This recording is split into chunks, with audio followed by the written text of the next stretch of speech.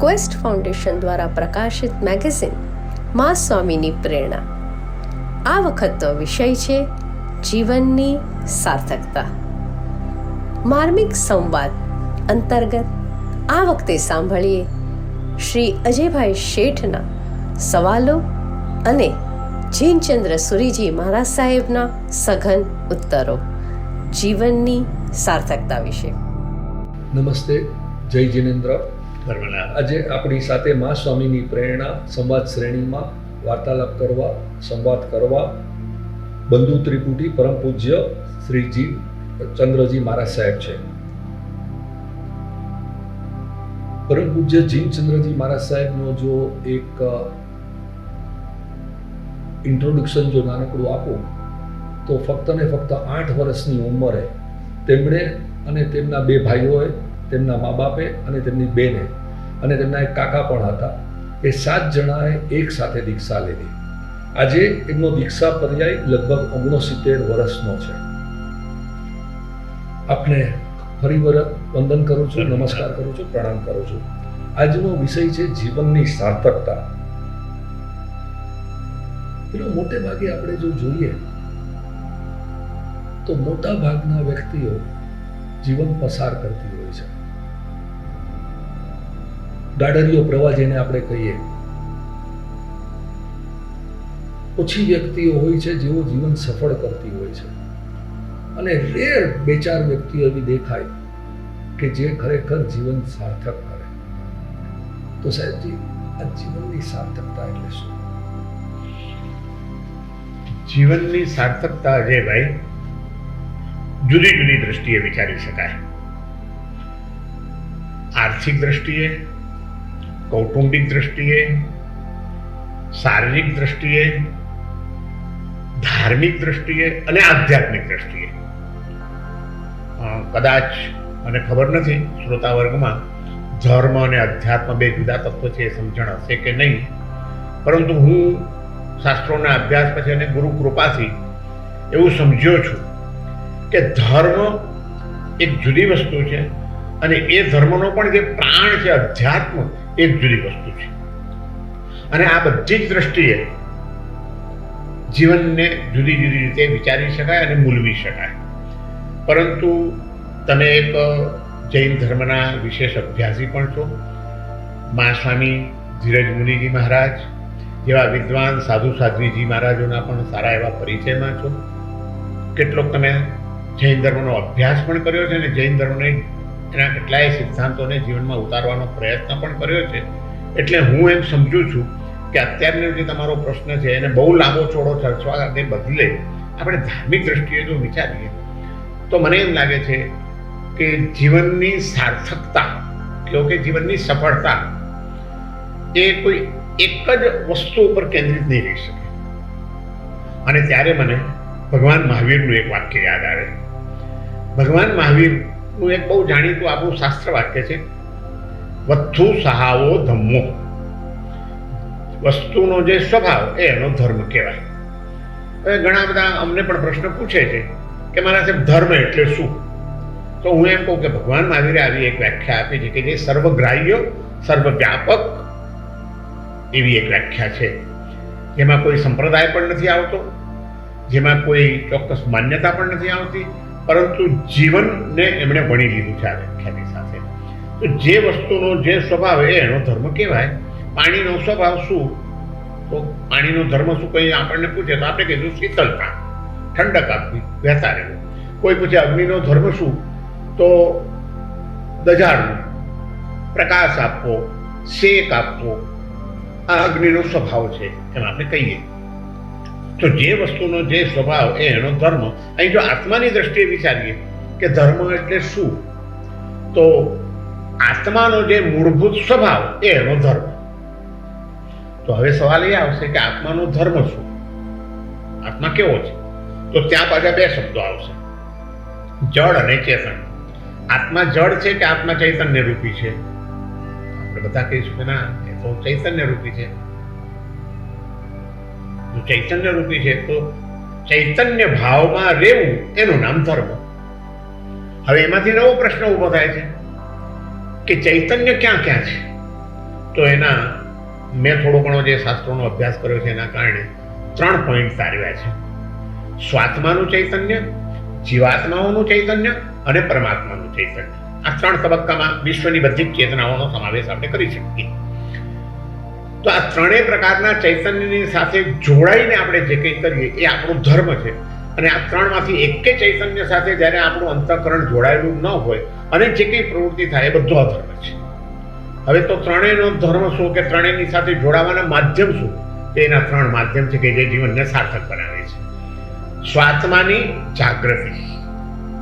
આ દેહ એ હું નથી, પણ આ દેહની અંદર રહેનાર જે પરમ તત્વ છે, એક ચૈતન્ય તત્વ છે, તે હું છું. આ જાગૃતિ જેટલો સમય વધુ રહે એટલો સમય આપણે ધર્મની અંદર છીએ. જ્યારે આપણે દેહ ભાવમાં જઈએ છીએ, પૂતગલ ભાવમાં જઈએ છીએ, જળ ભાવમાં જઈએ છીએ, ત્યારે આપણે અધર્મના માર્ગે છીએ. અને જ્યારે આપણે આત્મભાવમાં રહીએ છીએ, શુદ્ધ સ્વરૂપની અંદર રહીએ છીએ, વિતરાગમય અવસ્થામાં આપણે થોડા ઘણા પણ ઊંડા ઉતરીએ છીએ, ત્યારે આપણે ધર્મના માર્ગે છીએ. તો સ્વાત્માની જાગૃતિ કેળવવાની છે. સતત આ જાગૃતિ સાથે જીવન જીવવાનું છે. અને સ્વાત્માની અંદર જેમ આપણી પોતાની એક ચેતના છે, તો એવી જ ચેતના એક બધા જીવોની અંદર વિલસી રહી છે. સમગ્ર વિશ્વ ચૈતન્યની સાથે જોડાયેલું છે. જીવ ચૈતન્ય, પછી એ પશુ હોય, પક્ષી હોય, પ્રાણી હોય, મનુષ્ય હોય, ભણેલો હોય, અભણ હોય, ગરીબ હોય, તવંગર હોય, પણ દરેકની અંદર એક ચૈતન્ય વિલસી રહ્યું છે. આ વિશ્વની વિશ્વ ચેતના, જેને આપણે ત્યાં વસુધૈવ કુટુંબકમ કીધું છે. અને ભગવાન મહાવીરના શબ્દોમાં કહીએ તો એમ કહી શકાય કે અપ્પાસો પરમપ્પા, આત્મા જ પરમાત્મા છે. અને જૈન ધર્મનો સિદ્ધાંત છે કે દરેક આત્માની અંદર 8 રૂચક પ્રદેશો એવા રહેલા છે કે જે સિદ્ધ સ્વરૂપી છે, જેની ઉપર કર્મનો કોઈ લેપ લાગતો નથી. એ રીતે અત્યારે પણ બધા શુદ્ધ ચૈતન્ય રૂપ છે. એવા દરેકની અંદર ચૈતન્યનું દર્શન કરવું અને ચૈતન્યના જે ગુણધર્મો છે એ ગુણધર્મોના દર્શન કરીને કોઈ પણ ચેતના પ્રત્યે, કોઈ પણ જીવ પ્રત્યે આપણા મનમાં કોઈ અશુભ ભાવ ન આવી જાય અને એનું દુઃખ આપણું દુઃખ બની જાય, આપણું સુખ એનું સુખ બની જાય, એવા ભાવ સાથે જ્યારે વિશ્વની સાથે આપણે જીવન જીવીએ ત્યારે આપણે ધર્મના માર્ગે છીએ, અથવા ત્યારે જીવનની સાર્થકતા અનુભવાય છે કે આજે મેં વગર સ્વાર્થે, વગર કોઈ નામનાની કામનાએ, વગર કોઈ પ્રસિદ્ધિએ, બસ કોઈકના સુખમાં હું નિમિત્ત બન્યો છું. મેં કોઈકનું કંઈક ભલું કર્યું છે, એના જીવનમાં શાંતિના શ્વાસ એ લઈ શકે એમાં પ્રભુએ મને નિમિત્ત બનાવ્યો છે. આનંદ આવી ગયો. આવી આનંદની અનુભૂતિ એ જીવનની સાર્થકતાનો અનુભવ કરાવે છે. અને 3જા નંબરમાં જેમ આપણી ચેતના છે, જેમ જીવાત્માઓની અંદર ચેતના છે, એમ એક બીજું પણ ચૈતન્ય તત્વ છે આ વિશ્વની અંદર, જેની ઉપર કર્મનો કોઈ લેપ લાગેલો નથી. જે પરમ વિશુદ્ધ ચૈતન્ય સ્વરૂપ છે, જેની ઉપર જળ તત્વની કોઈ અસર જ નથી. એવા જળથી સંપૂર્ણપણે મુક્ત થઈ ગયેલા, દેહ ભાવથી મુક્ત થઈ ગયેલા, દેહથી પણ મુક્ત થઈ ગયેલા જે પરમાત્માઓ છે, જેને આપણે તીર્થંકરો કહીએ છીએ, જેને આપણે અવતારી પુરુષો કહીએ છીએ, જેમને આપણે પરમાત્મા કહીએ છીએ, એવા પરમાત્માની સાથે જ્યારે આપણે જોડાયેલા હોઈએ ત્યારે પણ આપણે ધર્મના માર્ગે છીએ. તો સ્વાત્માની જાગૃતિ કેળવવાની છે. જાગૃતિનું માધ્યમ છે સ્વાત્માની સાથે જોડાવા માટે. મૈત્રીનું માધ્યમ છે જીવાત્માઓની સાથે જોડાવા માટે. અને સમર્પણનું, ભક્તિનું માધ્યમ છે પરમાત્માની સાથે જોડાવા માટે. તો જાગૃતિ, મૈત્રી અને ભક્તિ, સમર્પણ ભાવ, એ ભાવની સાથે આપણે જ્યારે જોડાયેલા હોઈએ ત્યારે આપણું જીવન સાર્થકતાનો અનુભવ કરે છે, ત્યારે આપણા જીવનની સફળતા આપણને પ્રાપ્ત થાય છે. આપણે એક જુદી રીતે લઈએ આ જ પ્રશ્નને. મોટા ભાગના આપણે, આપની વાત નથી કરતો, અમારા લોકોની વાત કરું છું. અમારા જીવનમાં બેઝિક 5 જ એક્ટિવિટી હોય છે: જન્મવું, ખાવું, પીવું, બાળકો, પરિવાર પેદા કરવો અને મૃત્યુને શરણે વયા જવું. તો જીવનનો હેતુ શું? What is the purpose of life? જીવનનો હેતુ, બહુ સાચી વાત છે તમારી, કે મોટે ભાગે બસ જન્મ્યા, થોડું ઘણું જે આયુષ્ય હતું પ્રમાણે જીવ્યા, અને એ જીવન દરમિયાન 5 ઇન્દ્રિયના ભોગ સુખો ભોગવ્યા, પરિવાર ઊભો કર્યો, પરિવારની સાથે જે કંઈ ઋણાનુબંધ હતા એ સ્નેહના સંબંધો બાંધ્યા, તૂટ્યા, છૂટ્યા, બધું ચાલતું રહ્યું.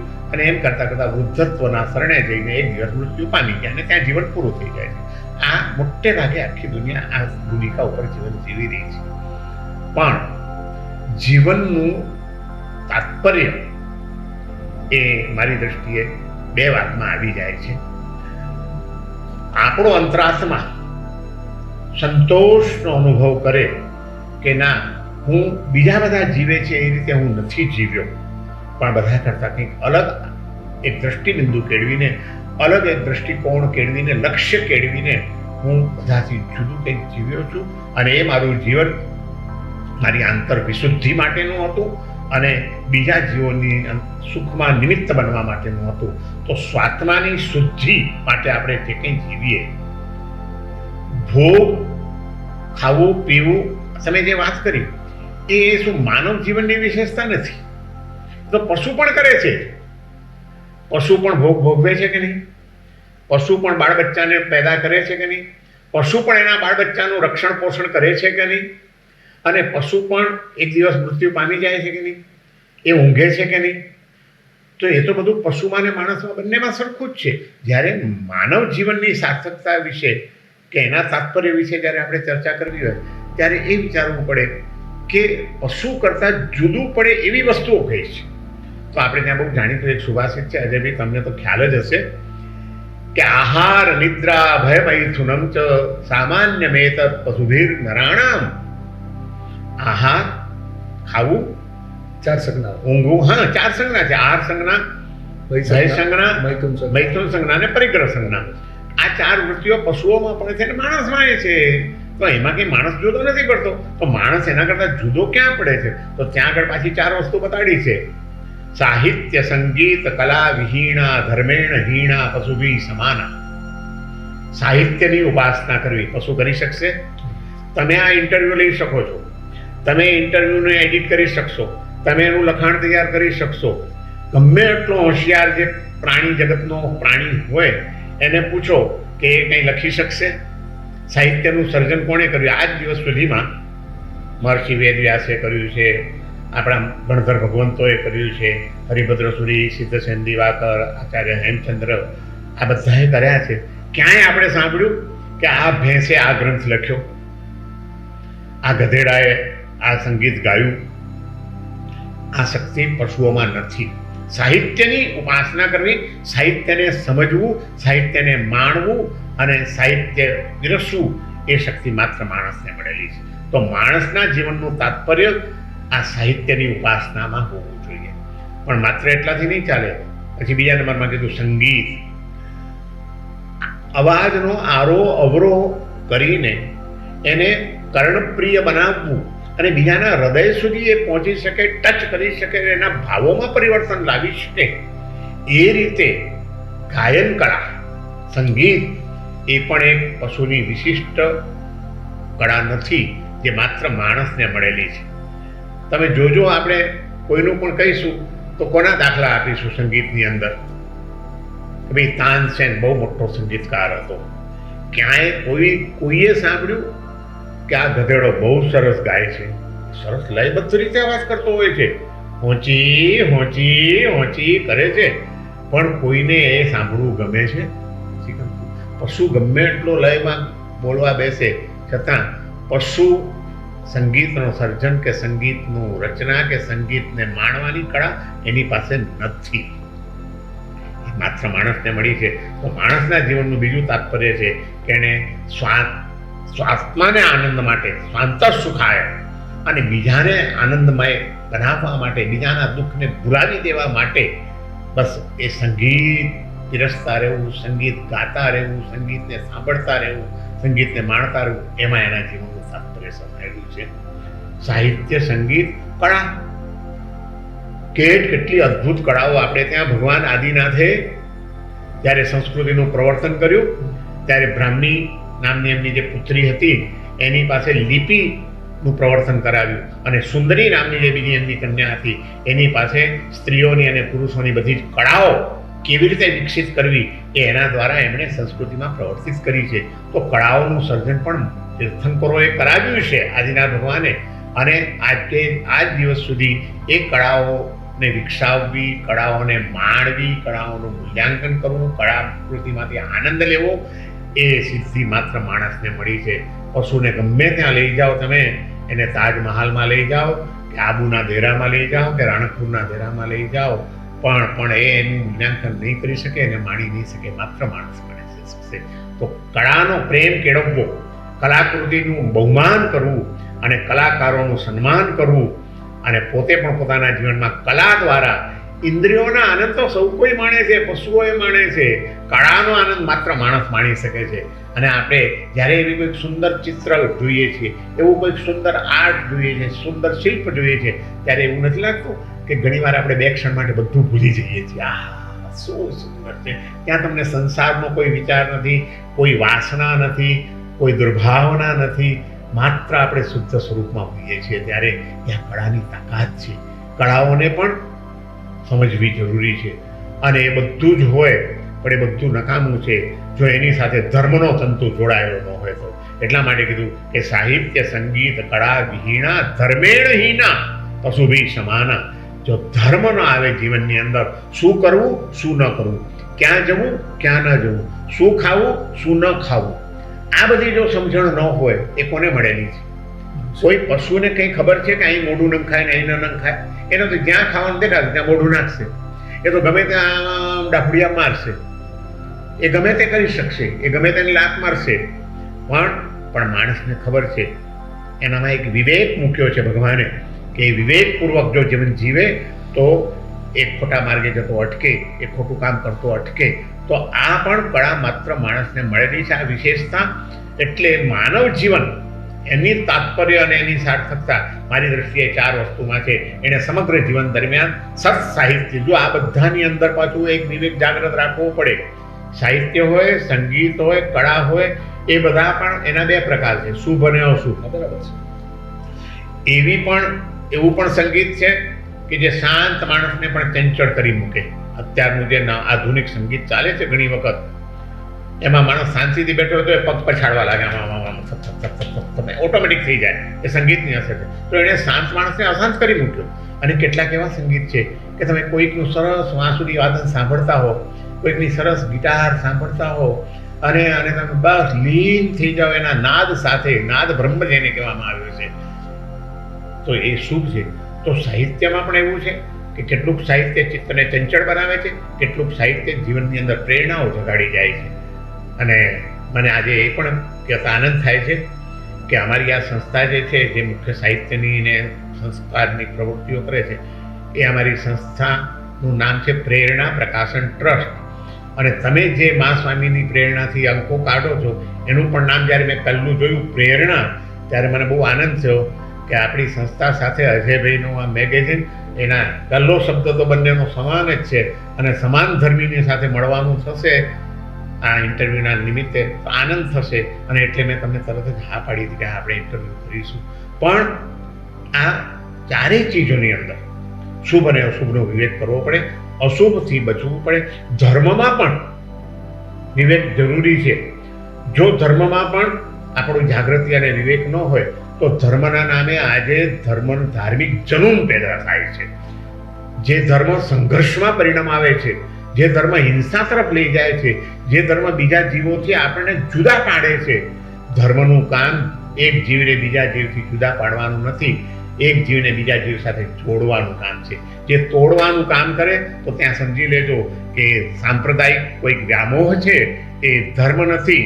ધર્મ તો જ્યાં આગળ ભેદ હોય ત્યાં પણ અભેદનું ભાવનું સર્જન કરી શકે એ ધર્મ. આ 4 વસ્તુ જો આપણા જીવનમાં આવે તો જીવનની સાર્થકતા અને જીવનનું તાત્પર્ય આપણે પ્રાપ્ત કર્યું કહેવાય, એવું મને લાગે છે. આપણે જે કહ્યું એ પ્રમાણે જો હું શોર્ટમાં મૂકું કે આપણે પહેલાં કહ્યું સ્વભાવ શુદ્ધિ કે ચિત્ત શુદ્ધિ, પછી આપણે કહ્યું અલિપ્ત ભાવ, અને છેલ્લે વિવેક બુદ્ધિ. બુદ્ધ ભગવાને પણ ક્યાંક કહેલું છે 3 શબ્દોમાં, શીલ સમાધિ અને પ્રજ્ઞા. બરાબર. તો શબ્દોમાં જો જોવા જાઓ તો મારા હિસાબે ધર્મ કે જીવનની સાર્થકતા માટે જવાનું જે આપણે પ્લેટફોર્મ ગણીએ છીએ, એમાં તો તમે આટલું જો 3-4 વસ્તુ જો સમજી લો, સ્વભાવ શુદ્ધિ આવી જાય, ચિત્ત શુદ્ધિ આવી જાય. ઓકે, તમે અષ્ટાંગ યોગના પતંજલિ જુઓ તો 8 શબ્દોની અંદર એને આખું જીવનનું શાસ્ત્ર સમજાવેલું છે. તો શા માટે આપણો ધર્મ આપણે આટલો બધો કોમ્પ્લિકેટેડ કરી નાખ્યો છે? જો મેં તમને પહેલાં પણ કહ્યું કે ધર્મ જુદી વસ્તુ છે ને અધ્યાત્મ જુદી વસ્તુ છે. ભગવાન ગૌતમ બુદ્ધે જે કંઈ પણ વાતો કરી છે, મહર્ષિ પતંજલિએ જે કંઈ પણ વાતો કરી છે, ભગવાન મહાવીરે જે કંઈ પણ વાતો કરી છે, એ બધી એના કેન્દ્રમાં અધ્યાત્મ તત્વ છે. અને અત્યારે જે કંઈ કોમ્પ્લિકેશન ઊભા થયા છે અને જે કંઈ જડતાઓ આવી છે એ અધ્યાત્મનું તત્વ દરેકે તે દ્રવ્ય ક્ષેત્ર કાળ ભાવ પ્રમાણે તે સમયના સંદર્ભમાં અલગ અલગ શબ્દોમાં રજૂ કર્યું છે. પણ દરેકની અંદરની ચેતના જાગ્રત હતી, દરેકનો ભાવ સ્પષ્ટ હતો અને દરેકની દ્રષ્ટિ પણ સ્પષ્ટ હતી. એટલે મારી દ્રષ્ટિએ અધ્યાત્મમાં કોઈ ભેદ જ નથી.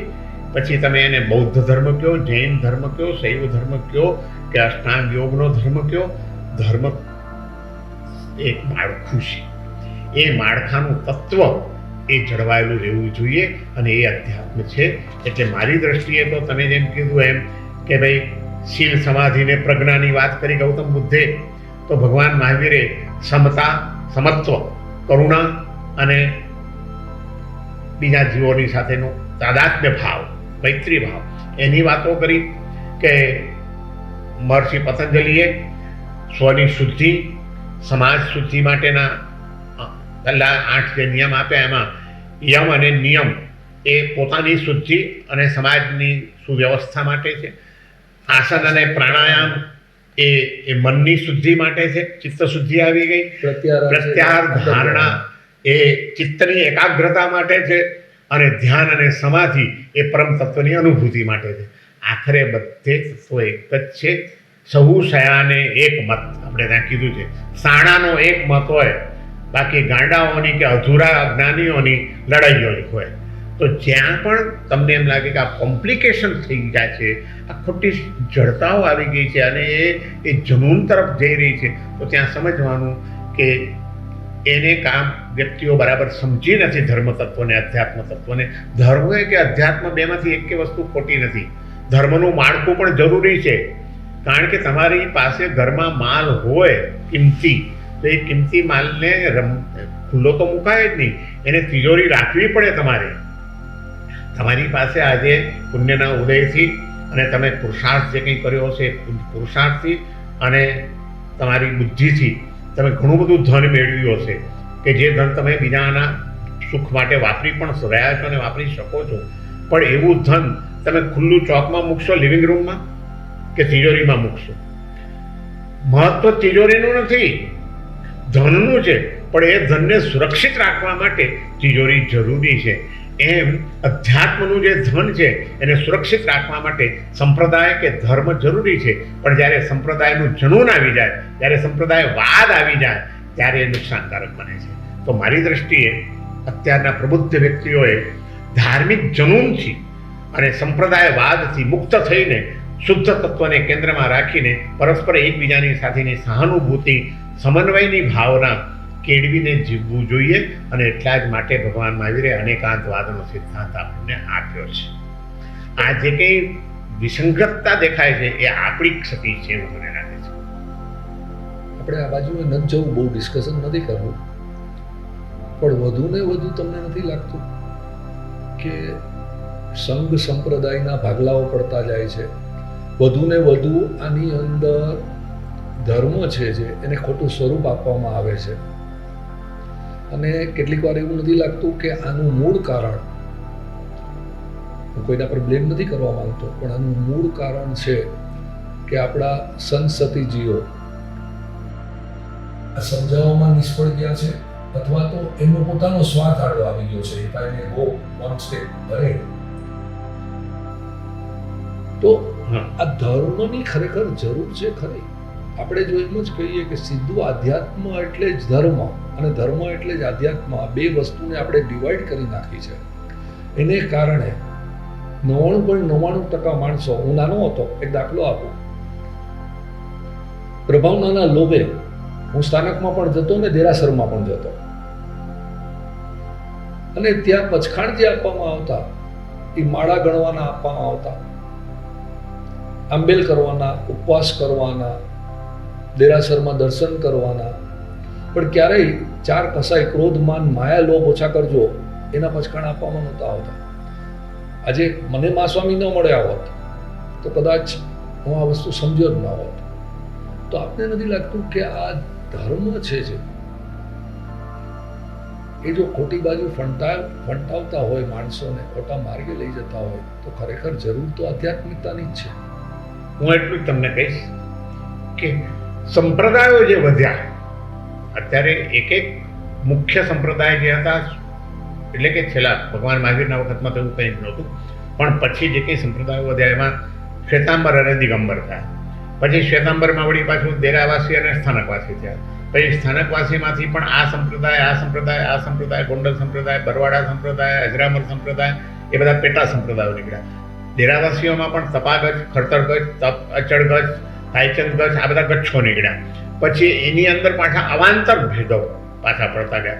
ભેદ પ્રભેદ કરીને આપણે ધર્મને એટલો બધો છીછરો કરી નાખ્યો છે. માફ કરજો, કદાચ કોઈને ખોટું પણ લાગે આ સાંભળીને શબ્દ ધર્મને માટે આવો ન વાપરવો જોઈએ, હું સમજુ છું, પણ આપણે એક માત્ર સમજાવવા માટેની વાત છે કે આપણે ધર્મનું બહુ અવમૂલ્યન જાણે કે આપણે કરી નાખ્યું છે, ડિવેલ્યુએશન એવું મને લાગે.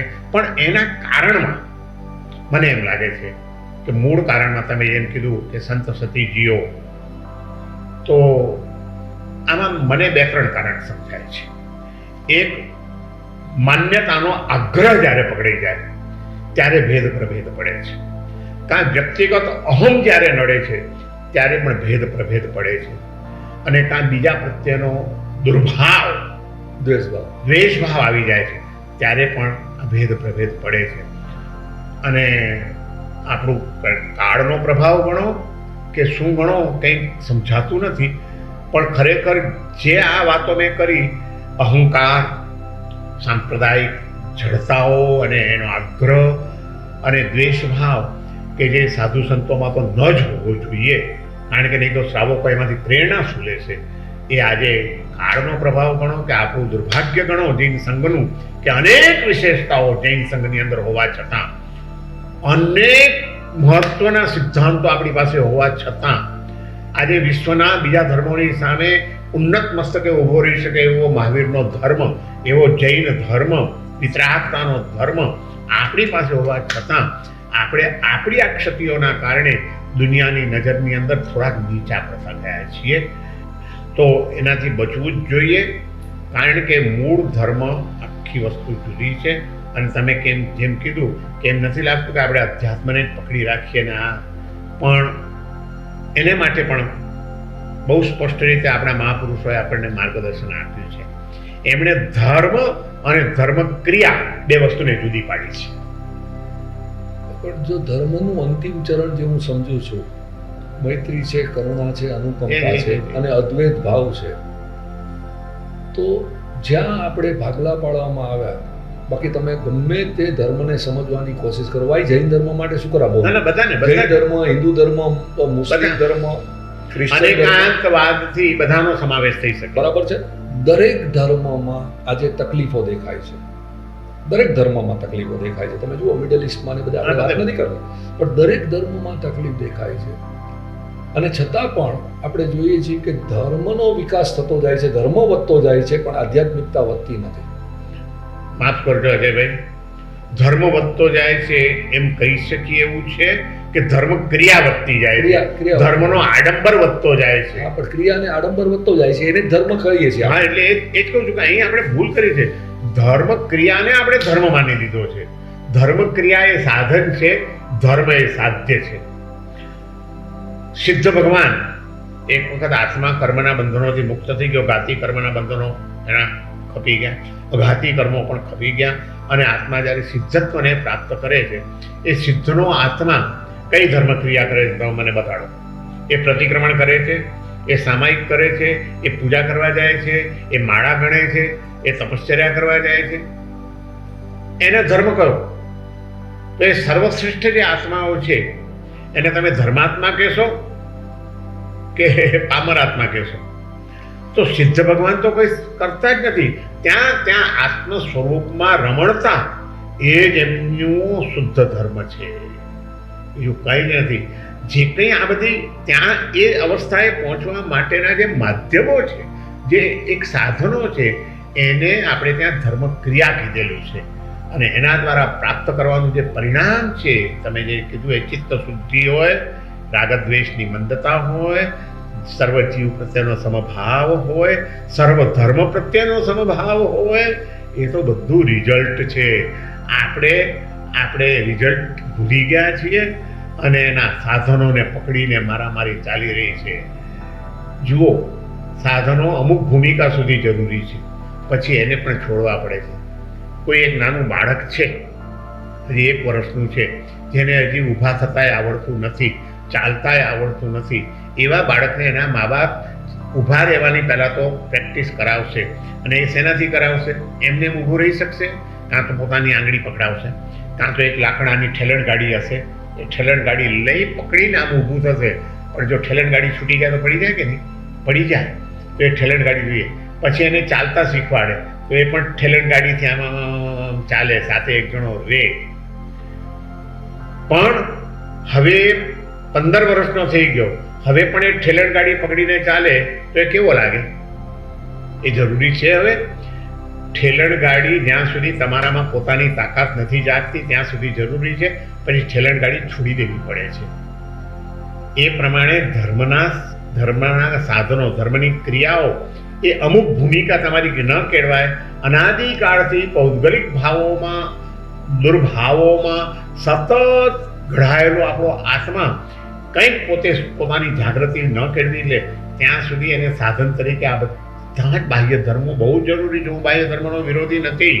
હા, બાહ્ય ધર્મમાં આજે જે આડંબર ખૂબ વધી ગયો છે, દેખાવ ખૂબ વધી ગયો છે, અને એની પાછળ પોતાના નામનાની કામના કે સંપ્રદાયનો મોહ જે કામ કરી રહ્યો છે તદ્દન ખોટો છે. અને એને ધર્મ માનીને સંતોષ પામવો એ આપણું બહુ મોટું અજ્ઞાન છે એવું માનું છું. પણ અમુક સ્થિતિ પહોંચવા સુધી એ પણ જરૂરી છે. પણ અમુક સ્થિતિએ પહોંચ્યા પછી છોડી દેવું પડે. નહીં તો હું મૂર્તિ પૂજક પરંપરામાં દીક્ષિત થયેલો છું એટલે હું એની વાત કરું કે ભાઈ મૂર્તિ પૂજક સંપ્રદાયની અંદર રોજ સવારે ઉઠીને દેરાસરમાં દર્શન કરવા જવું, ભગવાનની પૂજા કરવી, એને ધર્મ માન્યો છે કે અધર્મ માન્યો છે? ધર્મ માન્યો છે. બરાબર છે. અને એ જો ધર્મ છે તો ધર્મ કલ્યાણકારી હોય કે અકલ્યાણકારી હોય? કલ્યાણકારી હોય. બરાબર છે. તો પછી જે વખતે એક વ્યક્તિ દીક્ષા લે છે, એ દીક્ષા લીધા પછી સાધુ પૂજા કરવા જાય છે, કેમ એને છોડી દીધી? જો ધર્મ છે તો એ કલ્યાણકારી છે તો એને કેમ છોડી દીધું? કારણ કે એની ભૂમિકા બદલાણી. તો ભૂમિકા ભેદે ધર્મ બદલાવવો જોઈએ. ધર્મ તો આત્માની વિશુદ્ધિ છે, એ સાધુએ પણ કરવાની છે. રાગ દ્વેષની મંદતા એટલા માટે વિતરાગની પૂજા કરવાનું કીધું છે કે રોજ એની સામે જઈએ, દર્શન કરીએ એટલે ખ્યાલ આવે કે જો ભગવાન ખુલ્લી આંખે બધું જોઈ રહ્યા છે, પણ પાપીમાં પાપી જીવને પણ એમના જ્ઞાનમાં પ્રતિબિંબિત થઈ રહ્યો છે, અને પુણ્યશાળીમાં પુણ્યશાળી આત્મા પણ એમનામાં પ્રતિબિંબિત થઈ રહ્યો છે. એમને કોઈની પ્રત્યે દ્વેષ ભાવ નથી. પાપીને જોઈને કારણ આટલા બધા પાપ કરી રહ્યા, શું થશે આનું? અને કોઈ પુણ્યાત્માને જોઈને એમને કંઈ રાગ નથી થઈ ગયો તો કે આ બહુ સારો છે. ના, એ માત્ર દર્શન કરે છે. દ્રષ્ટાભાવ અને જ્ઞાતાભાવ એ શુદ્ધ ધર્મ છે ને એ અધ્યાત્મ છે. બાકી જે કંઈ જોઈએ છે ને જાણીએ છીએ એની ઉપર ગમા કરવા, રાગદ્વેષ કરવા, સારા નરસાના વિચારો કેળવવા, અને એના સંદર્ભમાં પછી બીજી વ્યક્તિઓ પ્રત્યે પણ સારા નરસાના ભાવો આવવા, એ બધી આપણી વિકૃતિઓ છે. તો જીવે વિકૃતિમાંથી છૂટીને પ્રકૃતિમાં જવાનું છે, અને પ્રકૃતિ જ્યાં સુધી પ્રગટ ન થાય ત્યાં સુધી એવી પ્રકૃતિ પ્રગટ થાય એ માટેના પ્રયત્નો તરીકે ધર્મક્રિયાઓને મહત્વ આપેલું છે. બાકી સિદ્ધનો આત્મા કાંઈ કરતો નથી, છતાં એ પરમ દિવ્ય આત્મા એ જ ગણાતો હોય છે. અને એટલા માટે 17મી સદીના મહાન જ્ઞાની પુરુષ, શ્રદ્ધેય મહાપુરુષ યશોવિજયજી મહારાજ, કે જેમણે અનેક ગ્રંથોનું સર્જન કરેલું છે, એ યશોવિજયજી મહારાજે જ્ઞાન સારમાં કીધેલું છે કે જો ક્રિયાઓ કરવી, પ્રતિક્રમણ કરવું, ગોચરી વોરવા જવું, નિર્દોષ ગોચરી લાવવી, પ્રડીલેહણ કરવું, આ બધી ક્રિયાઓ એ જ જો ધર્મ હોય, અને સંયમ એ જ જો ધર્મ હોય, સંયમની ક્રિયાઓ, તો સિદ્ધનો આત્મા એમાં અનંત જ્ઞાન ખરું કે નહીં? અનંત દર્શન ખરું કે નહીં? અનંત ચારિત્ર ખરું કે નહીં? તો એ ચારિત્ર કયું સિદ્ધના આત્માની અંદર? એ શું કરે છે? પ્રતિક્રમણ કરે છે, એ પડીલેહણ કરે છે, એ વિહાર કરે છે, એ નિર્દોષ ગોચરી માટે નીકળે છે. તો સિદ્ધનું ચારિત્ર શું? તો ત્યાં આગળ યશો વિજયજી મહારાજે સ્પષ્ટતા કરી છે જ્ઞાનસાર નામના ગ્રંથની અંદર કે એ ક્રિયા એ મહત્વની નથી, ક્રિયા એ સાધન છે, પણ સ્વસ્વરૂપમાં રમણતા એ જ એમનું ચારિત્ર છે. પણ તકલીફ ક્યાં આવે છે કે, અને આપણે જૈન ધર્મની વાત કરશું કે જ્યારે કોઈને પણ દીક્ષા આપવામાં આવે છે ત્યારે એને કહેવામાં આવે છે કે હવે તમારે સામાયિક કરવાની જરૂર નથી આજથી. અને હું માનું છું કે જ્યારે આ જાતનો રૂલ બનાવવામાં આવ્યો ત્યારે એનામાં પૂર્ણપણે ક્ષમતાભાવ હોય તો જ એને દીક્ષા કદાચ અપાતી હશે. સાચી વાત. આજે દીક્ષા એમને આપી દેવામાં આવે છે અને સામાયિક છોડાવી દેવામાં આવે છે. જો સામાયિકની ક્રિયા એક અલગ વસ્તુ છે, બાકીનો સામાયિકનો અર્થ જે છે જેમાં સમનો આય થાય, સમત્વનો લાભ થાય એવી જે ક્રિયા એ સામાયિક. પણ જો તમારામાં સમત્વ આવી ગયું તો પછી એ ક્રિયા તમે કરો છો કે નહીં, 48 મિનિટ કટાક્ષનું પાથરીને બેસો છો કે નહીં, એ મહત્વનું નથી. મહત્વનું છે સમતા ભાવ. સમયા એ સમણો હોય. શ્રવણની વ્યાખ્યા આપણે ત્યાં આપી છે કે સમતાને જે સિદ્ધ કરે તે શ્રવણ. સમયા એ સમણો હોય. બંભચેરેણ બંભણો, જે બ્રહ્મચર્યનું પાલન કરે તે બ્રાહ્મણ છે, જે સમતાનું પાલન કરે, સમતા ભાવ મારે એ શ્રમણ છે. તો એ રીતે મૂળભૂત વ્યાખ્યાઓ તરફ આપણે જવું પડશે. અને ફરીથી કહું, હું સમજુ છું કે આપણે ટૂંકમાં બધો ઇન્ટરવ્યૂ કરવાનો છે, પણ જ્યારે એક આવી તાત્વિક ચર્ચા કરીએ ત્યારે કેટલીક વાર ગેરસમજણો ઊભી થવાની શક્યતા રહે. અને પછી એમાં કહેવાય એમ કે અજયભાઈએ આવું પ્રતિપાદન કર્યું, જીનચંદ્રજી મહારાજ આવું બોલી ગયા છે, તો અર્થનો અનર્થ ન થાય એટલા માટે એક સ્પષ્ટતા કરું કે હરિભદ્ર સુરીજી મહારાજ કે જે સર્વમાન્ય મહાપુરુષ છે, 1444 ગ્રંથોની ભેટ જેમણે આ જૈન સમાજને આપેલી છે, એ હરિભદ્ર સુરીજી મહારાજનો એક જાણીતો ગ્રંથ છે, પંચાશક નામનો ગ્રંથ છે. એ પંચાશક ગ્રંથની અંદર એમણે 3 શબ્દો વાપર્યા છે. હું તમારા મૂળભૂત પ્રશ્ન તરફ આવું છું, જીવનની સાર્થકતા, જીવનનું સફળતા. તો એમને પ્રશ્ન કરવામાં આવ્યો કે અઢળક પુણ્ય આપણું વપરાઈ ગયું અને એ બધું એમાંથી પસાર થતા આર્ય દેશ ને આર્ય કુળ ને જૈન કુળમાં જન્મ મળવો અને પછી એમાંથી વિતરાગ પ્રભુનો ધર્મની પ્રાપ્તિ થઈ ને સદગુરુનો સંયોગ મળવો ને આ બધું થયું. તો પછી હવે એ સુધી પહોંચ્યા પછી હવે જીવનની સફળતા શેમાં? આ પ્રશ્ન જ છે. તમારો જે પ્રશ્ન છે એ હરિભદ્ર સુરીજી મહારાજને કોઈએ પ્રશ્ન પૂછેલો છે અને ત્યાં હરિભદ્ર સુરીજી મહારાજે પંચાશક નામના ગ્રંથની અંદર 3 શબ્દ વાપરેલા છે.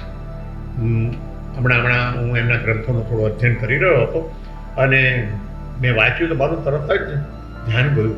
એમણે 3 શબ્દ વાપર્યા, કરણ, ઉપકરણ અને અંતઃકરણ. આ 3 શબ્દ વાપર્યા છે કે છેક સુધી તમે પહોંચી ગયા છો, માર્ગ મળી ગયો પ્રભુનો, વિતરાગ પ્રભુનો, આપણો જૈન ધર્મની વાત કરીએ તો. પણ તમારી જીવન સફળ ક્યારે થાય? ધર્મ મળ્યો પણ ધર્મ તમે કરો જ નહીં તો કરવો તો પડે કે નહીં?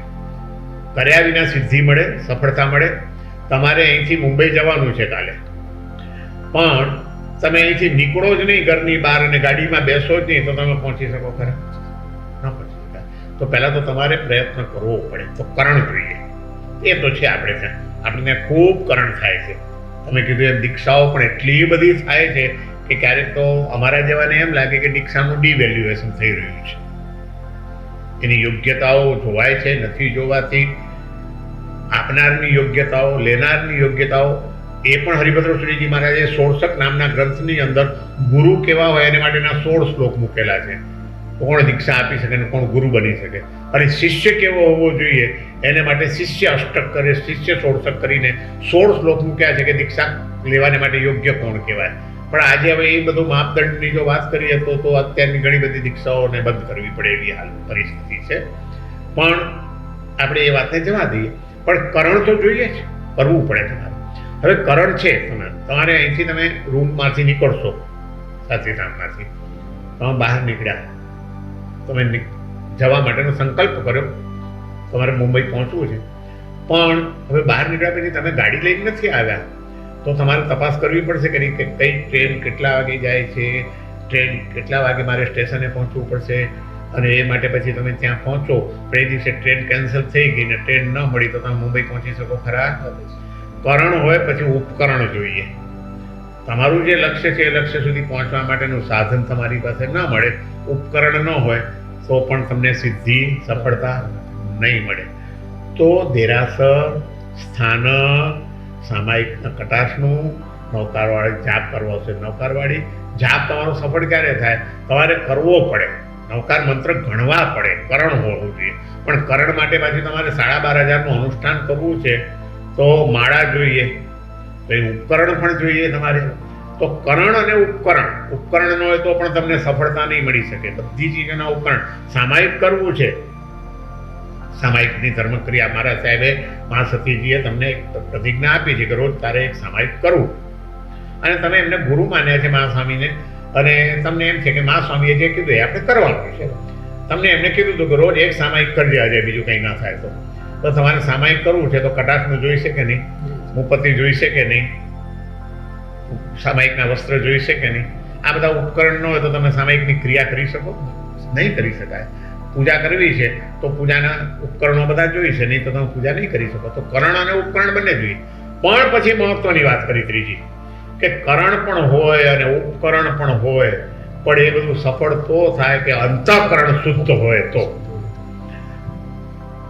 યોગ્ય ક્રિયા હોવી જોઈએ, એને માટેના યોગ્ય શુદ્ધ ઉપકરણ હોવા જોઈએ.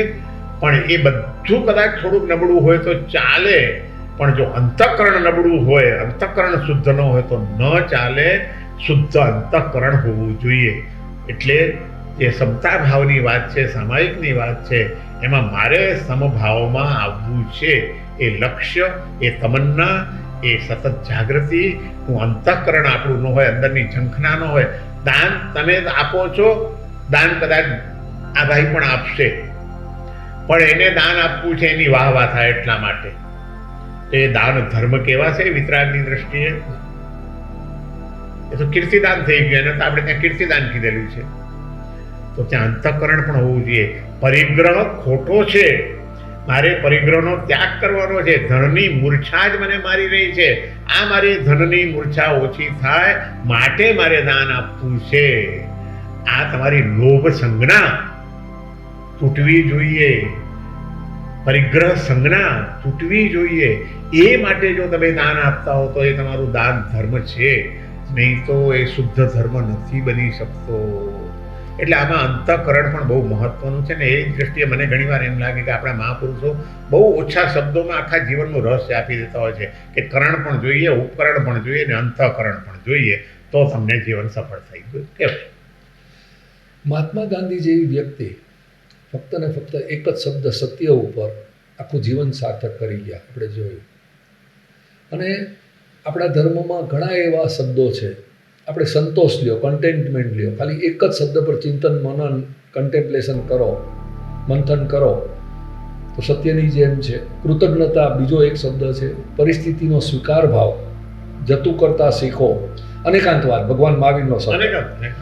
તો આ એક જ શબ્દને જે ખરેખર જો જીવનમાં ઉતારવામાં આવે તો આપ માનો છો કે કદાચ આખો ને આખો ધર્મ જે અંતઃકરણની આપણે વાત કરી એ આવી જાય, એ આખા શબ્દમાં આવી જાય. ચોક્કસ આવી જાય. પણ આપણું દુર્ભાગ્ય ક્યાં છે? આપણે સાંભળીએ છીએ ઘણું, વાંચીએ છીએ ઘણું, પણ એની ઉપર ચિંતન બહુ ઓછું કરીએ છીએ. પ્રવચન સાંભળવા જવાનું, મારા સાહેબ પ્રવચન આપે છે, બહુ સરસ હતું હા પ્રવચન મારા સાહેબનું.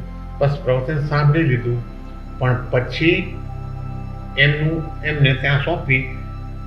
મારા સાહેબ તો બધું આપણને મફતમાં આપે, આપણાથી કંઈ લેવાય ભાઈ ના. મારા સાહેબ તમારું જ્ઞાન તમારી પાસે, આવજો કાલે પાછા અમે આવશું. આપણે માત્ર સાંભળવા ખાતર સાંભળીએ છીએ. પણ મારા સાહેબે આજે શું કહ્યું પ્રવચનની અંદર, એની ઉપર આપણે ચિંતન કેટલું કર્યું કે ખરેખર મારા સાહેબે આજે આ વાત કરી, મારા જીવનની સાથે એને ટેલી કરવા દો. બેસે છે, એમણે એમ કીધું કે આ અતિ વાસના, અતિ દુર્ભાવના, જીવો પ્રત્યેની, જળ પ્રત્યેની આસક્તિ કે જીવ પ્રત્યેની દુર્ભાવના, એ મને અશાંત કરે છે આપણને. માટે એનાથી જેટલું બચાય એટલું બચજો. આ વાત એમણે કરી.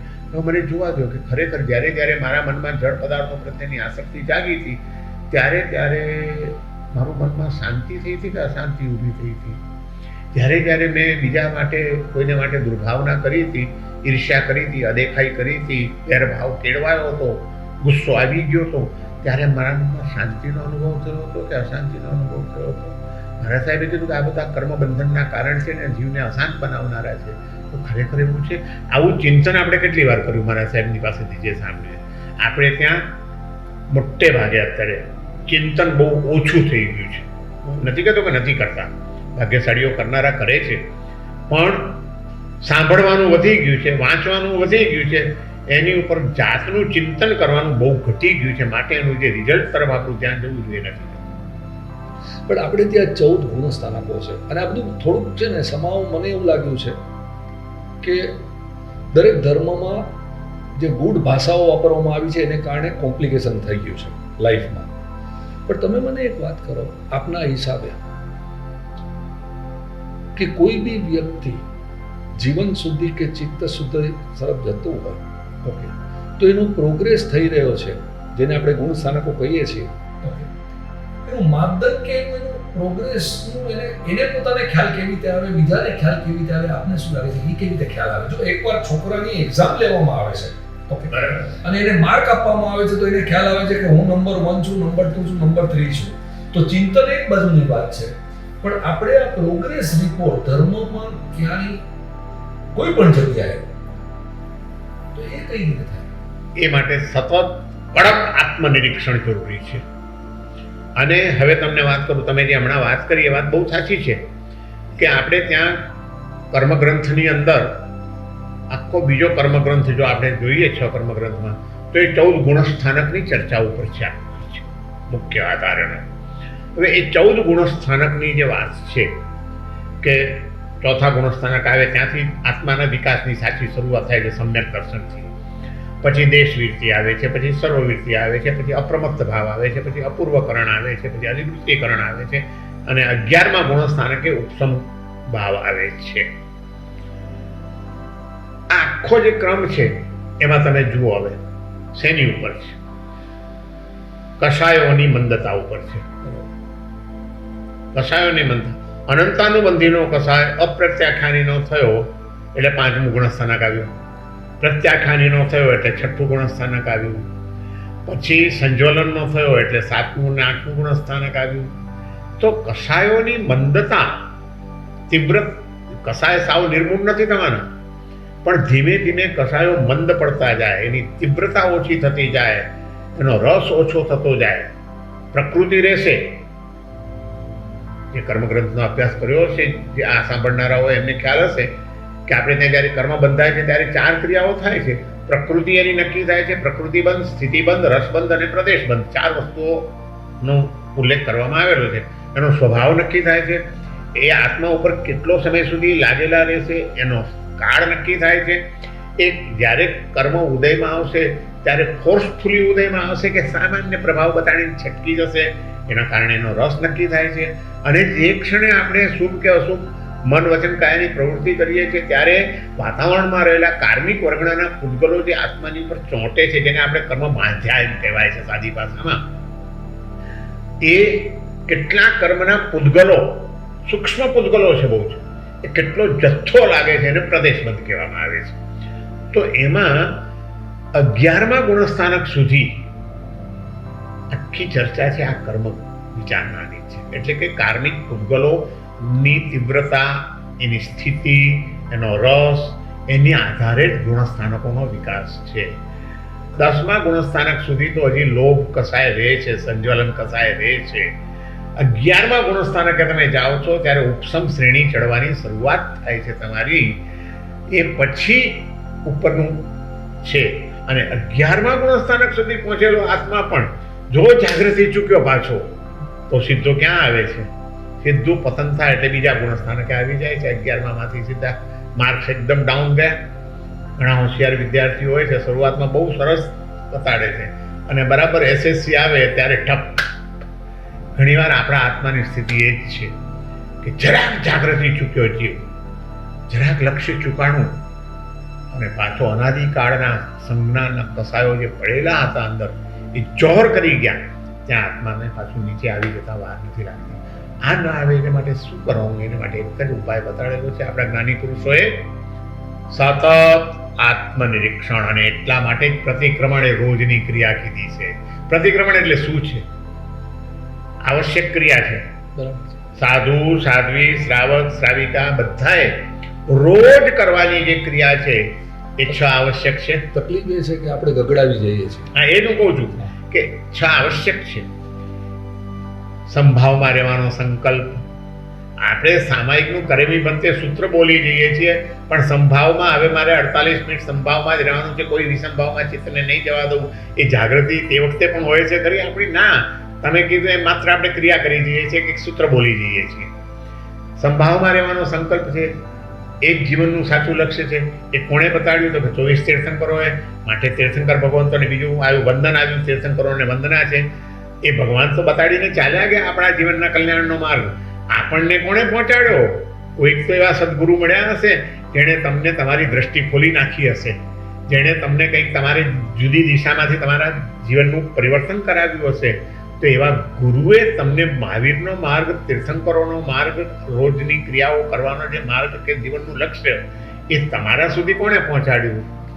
ગુરુઓએ. તો ત્યાં ગુરુવંદન આવ્યું. પછી એ ગુરુવંદન કર્યા પછી એમને ઉપકાર કે એમણે મને આ ધર્મ પમાડ્યો. એટલે મને આનંદ થાય કે જે કોઈ વ્યક્તિ પોતાના ઉપકારી ગુરુને વારંવાર યાદ કરે. મને છે, કારણ કે મેં મારા આ ઉપકારી ગુરુદેવને જોયેલા છે અને એમના હાથ નીચે જ અમારા જીવનનું ઘડતર થયેલું છે. એ પ્રેમસુરીજી મહારાજ, એ ભુવનભાનુસુરીજી મહારાજ, એમની હાથે દીક્ષા થઈ અમારી, અને દીક્ષા પછીના વર્ષો સુધી સતત એમનું સાનિધ્ય અમને મળ્યું. અને એમના પ્રયત્નો, એમની કૃપા અને એમની સતતની પ્રેરણાઓ એણે અમારા જીવનનું ઘડતર કર્યું છે. તો મને વારંવાર સ્વાભાવિક રીતે યાદ આવે કે એ મારા ઉપકારી ગુરુ ન મળ્યા હોત તો હું આજે આ ન હોત. એ જ રીતે તમે જેમ કે છે, તમે કોઈ પણ વાત કરશો તો તમે તરત જ નરેન્દ્ર મુનિ મહારાજ સાહેબની કે મા સ્વામીની કે ધીરજ મુનિ મહારાજ સાહેબની તમે તરત જ વાત કરશો, કારણ કે તમે એમના ઉપકાર તમે અનુભવ્યા છે. તો એ ગુરુ પ્રત્યેનો પૂજ્યભાવ પણ હોવો જોઈએ. અને પછી પાપનું પશ્ચાતાપ છે. પ્રતિક્રમણ એટલે પાછા હટવું, એ તો ચોથી ક્રિયા છે. સામાયિક, 24 વંદન, પછી પ્રતિક્રમણ. હવે ગુરુએ તો કીધું, પણ છતાં હું પાછો ભાન ભૂલી ગયો, ગુરુની વાત ભૂલી ગયો, અને પાછો આ ડોવડો ફંટાયો. તમે શું આજે અતિચારો લગાડ્યા, શું ન કરવાના કામો કર્યા. એ ઓહો, આ મેં ખોટું કર્યું, આ મેં ખોટું કર્યું. આ તમારી આત્મજાગૃતિ છે, નિરીક્ષણ છે કે મેં આખા દિવસમાં જે શું કર્યું. સાંજના પ્રતિક્રમણ કરવા બેસો છો ત્યારે વિચાર કરી લો. છેવટે સંવત્સરીનું પ્રતિક્રમણ તો કરો છો, રોજ નથી કરતા, કંઈ વાંધો. આખા વર્ષમાં મેં ન કરવા જેવું શું કર્યું, આ ખરેખર નહોતું કરવા જેવું. એનું મિથ્યા ટુકડામાં મારું દુષ્કૃત, અમારું ખોટું કામ મિથ્યા થઈ જાઓ. અને પછી હવે કાલથી પાછું શરૂ કરવાનું છે તો કે ના, પચખાણ, હવે કાલે ફરીથી આ ભૂલ નહીં કરું. આનું નામ હતું પ્રતિક્રમણ. આજે પ્રતિક્રમણની સ્થૂલ ક્રિયા રહી ગઈ છે. આ લક્ષ્ય કે આ સમજણ પણ કેટલાને હશે પ્રતિક્રમણ કરનારાને પૂછો તો ખબર પડે આપણને કે આપણે માત્ર ક્રિયાની પરંપરાઓને જાળવી રાખી છે. ક્રિયાઓની પાછળના જે ભાવ છે એ ભાવને આપણે ભૂલી જઈએ છીએ. કેટલા અદ્ભુત ભાવો ભરેલા છે એની પાછળ. અને દુર્ભાગ્ય તો અમારું છે કે અમે જેટલી ક્રિયાઓ માટેની પ્રેરણા આપીએ છીએ એટલે એ ક્રિયાઓ પાછળના શું ભાવ છે ને શું જાગૃતિ કેળવવાની છે એ સમજણ આપવામાં અમે મોડા પડ્યા છીએ, અમે ઢીલા પડ્યા છીએ. ખરેખર તમારી જેમ ખુલ્લા દિલથી વાત કરવાવાળા બહુ ઓછા સંતો હોય છે. હું આપને દિલથી નમન કરું છું. પણ એક વાત મને ખ્યાલમાં આવી. સૌથી પહેલી વાત, હું ધ્યાનનો અને યોગાનો ઉપાસક છું. મા સ્વામીએ મને કીધું કે તું ધ્યાનમાં ખાલી 9કાર મંત્ર એક વાર ગણીને મને બતાવજે, ચિંતન મનન કરીને. અને આપ નહીં માનો, હું નમો અર્યંતાણમ પર જ અટકી ગયો. મારાથી ખાલી એક જ પદ પૂરું થયું. 1.5-2 કલાકના ધ્યાનમાં હું આગળ ન જઈ શક્યો. યોગસ અને નમો થોડો એણે મને કરવાનું કીધેલું તો બાકીમાં રહી ગયું. પણ અરી એટલે શું અને ત્યાંથી એ કયા કયા દુશ્મનો છે ને એના ચિંતન મનન ને મંથન પર જે ચડી ગયો તો ત્યાં નમો સિદ્ધાણમ આવ્યું જ નહીં. એ ચિંતન પણ તમારું અમુક તબક્કા ગયા પછી અટકી જશે અને પછી તમે ખાલી એ ભાવમાં એ વિચારમાં લીન થઈ જશો એટલે જ તમારું અટકી જાય. નહીં તો ન અટકી અટકે. ગયું હતું. હા, બસ એ અટકી ગયું અને નહીં એકદમ તો શું થાય છે કે ચિંતનમાં માણસ અટકી જાય છે. પછી ખાલી ચિંતન કરી લીધું. હા, બધા ચિંતનને ધ્યાન માની લેવાની ભૂલ પણ ઘણા લોકો કરે છે. ના, પછી તો શૂન્યાવકાશ આવી ગયો. પછી બસ શૂન્ય થઈ જાય, નિર્વિચાર અવસ્થા આવી જાય, અને એ અવસ્થામાં કેટલો સમય ચાલ્યો ગયો ઘણી વાર ખબર પણ ન એમ પડે. લાગ્યું 5 મિનિટ થઈ અને એ જ ઘડિયાળે બતાવ્યું કે 2-2.5 કલાક થયા છે. એ જ કહું છું કે સમયનું જો ધ્યાનનો અર્થ જ એ છે આખરે તો દેશ અને કાળનું ભાન ભૂલાઈ જાય એનું નામ છે ધ્યાન. તમે ક્યાં છો અને કેટલો સમય ગયો બાહ્ય ભાન ભૂલાય અને આંતરભાવમાં સ્થિરતા આવી જાય. એટલે આ સ્થિરતા જે છે ને એને જ સાચું ચારિત્ર કીધું છે.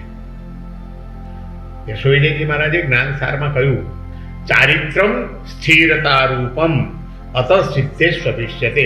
ચારિત્ર એટલે કંઈ જ નથી, આત્મ સ્વભાવમાં, આત્મ રમણતામાં સ્થિરતા, એમાં સ્થિર થઈ જાય, બધું અટકી જાય, વિચાર પણ અટકી જાય, વાણી પણ અટકી જાય, મન પણ અટકી જાય, બધું એકાકાર થઈ જાય અને માત્ર સ્વરૂપમાં લીનતા આવી જાય. એ જ સાચું ચારિત્ર છે. અને માટે કીધું કે અત સિદ્ધેષુ અભિષ્યતે. આવું ચારિત્ર એ સિદ્ધોની અંદર ઘટિત થઈ શકે, બાકી સિદ્ધો કોઈ ક્રિયા નથી કરતા છતાં એનામાં અનંત ચારિત્ર છે એમ કીધું. એનો અર્થ જ એ છે કે સ્વરૂપમાં લીન રહે છે, બસ સ્વરૂપમાં રમણ થઈ જાય છે. એને મન વચન કાયા બધું વિલીન થઈ જાય છે. તમને ખબર ન પડે દેહ ભાવની, પણ તમને ખબર ન પડે કે કેટલો સમય ચાલ્યો ગયો. તમને ધ્યાનમાં ખરેખર લીનતા આવે અને કદાચ કોઈ મચ્છર બેઠો હોય તોય ખ્યાલ ના આવે, દેહ ભાવ ભૂલાઈ ગયો હોય. શું ભગવાન મહાવીરે જે કંઈ ઉપસર્ગો સહન કર્યા, શું હજે બી એમ માનો છો તમે કે આમ દાંત કચકચકાવીને સહન કર્યા છે કે ભલે કરો તમારે કાંઈ નથી બોલવું, બસ મારે સંસાર? અરે એને ખબર જ નથી પડી કે કેટલો સમય નીકળી ગયો. આખી રાત નીકળી ગઈ ધ્યાનમાં કાઉસકા પાણમ બોસીરામી કરીને બસ હોઈ ગયો તો, અને દેહ ભાવથી ઉપર ઉઠી ગયો.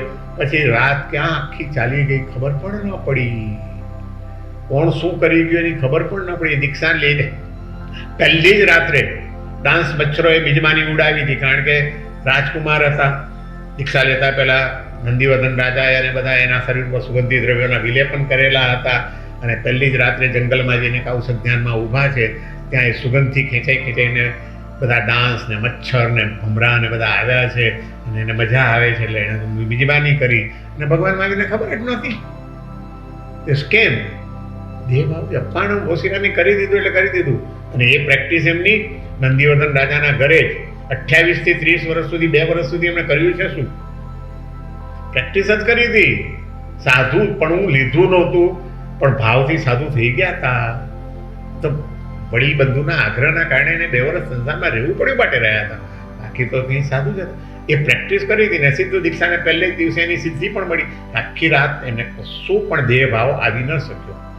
તો આ હકીકતમાં એ જ છે કે તમે જેમ કીધું એમ કે નમો અરિયંતાણમ ને અરી ઉપર પણ અટકી જવાય. ખાલી આંતર શત્રુઓનું ચિંતન કરતા કરતા કરતા કરતા કરતા તો તમે એમાં ઊંડા ઉતરતા જાઓ. અને છે ને એક વાત બીજી હકીકત છે, મારા અનુભવની તમને કહું, કોઈ આપણને ગમે તે જજમેન્ટ આપે એ કામ નથી લાગતા. આપણી જાતને ઓળખનાર જો કોઈ હોય તો આપણે પોતે જ છીએ.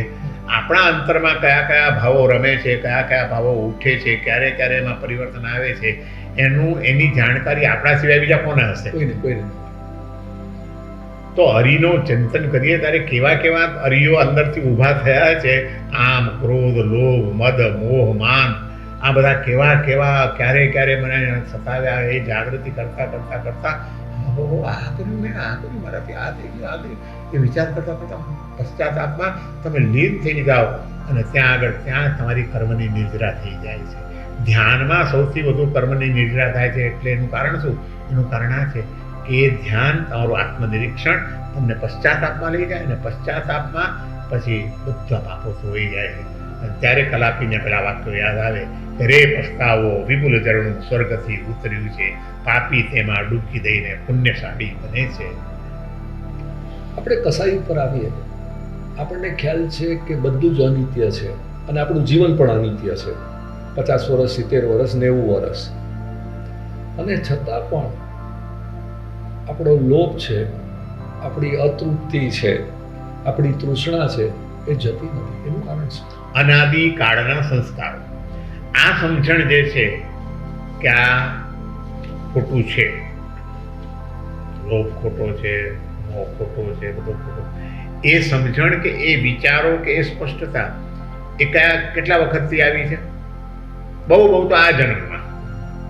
એમાં પણ સદગુરુ નહોતા મળ્યા એ પહેલા શું સ્થિતિ હતી? એ સમજણ પણ ક્યાં હતી? પહેલા તો ઊંધા માર્ગે દોડતા હતા કે નહીં? તમે હું આપણે બધા જ દોડતા હતા. એ તો કોક સદગુરુ મળી જાય, પુણ્યનો ઉદય હોય ત્યારે તો સદગુરુ મળે છે.